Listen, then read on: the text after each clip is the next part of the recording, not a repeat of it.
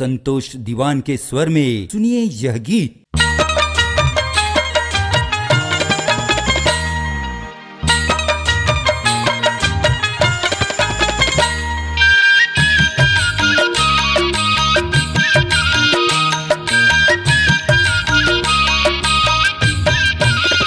तोरे रंग नाम गैरी, तोरे रंग नाम गैरी मात गली खोर। चुनुर चुनुर बाजे वो गोरी पाँव के पैरी तोर। चुनुर चुनुर बाजे वो गोरी पाँव के पैरी तोर। टिक्की काबर छाती फाटी, टिक्की काबर छाती फाटी रिंग नहाला मोर।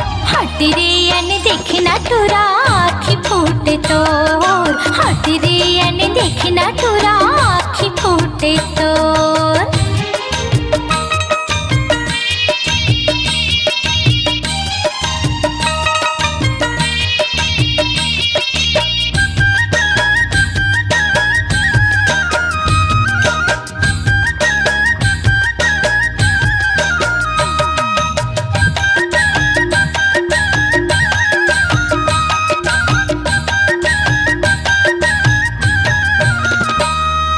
हिरन सही आँख दिखे डोला थावे कनिहा, डोला थावे कनिहा।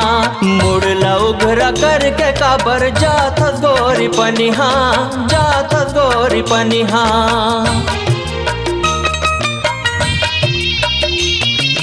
हिरन सही आँख दिखे डोला थावे कनिहा, डोला थावे कनिहा। मुड़ला उघरा करके काबर जात गोरी पनिहा, जात गोरी पनिहा। खोपा के गोंदा फूल, खोपा के गोंदा फूल महके चारों ओर। चुनुर चुनुर बाजे वो गोरी पाँव के पैरी तोर। चुनुर चुनुर बाजे वो गोरी पाँव के पैरी तोर।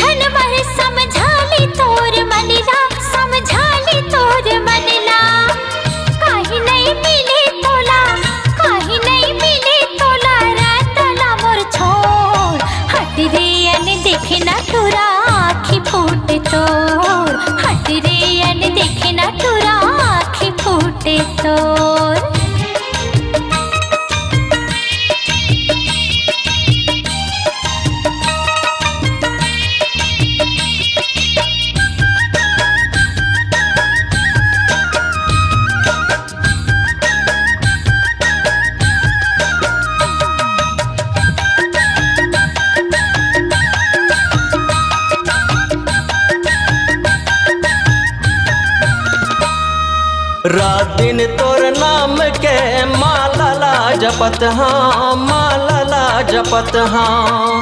गाना नो है मैं रो रो के कहत हाँ, रो रो के कहत हाँ। रात दिन तोर नाम के माला ला जपत हाँ, माला ला जपत हाँ। गाना नो है मैं रो रो के कहत हाँ, रो रो के कहत हाँ। झन तरसा मोर संग, झन तरसा मोर संग नाता लतै जोड़। चुनुर चुनुर बाजे वो गोरी पाँव के पैरी तोर। चुनुर चुनुर बाजे वो गोरी पाँव के पैरी तोर। टिक्की काबर छाती फाटी, टिक्की काबर छाती फाटी रिंग नहाला मोर।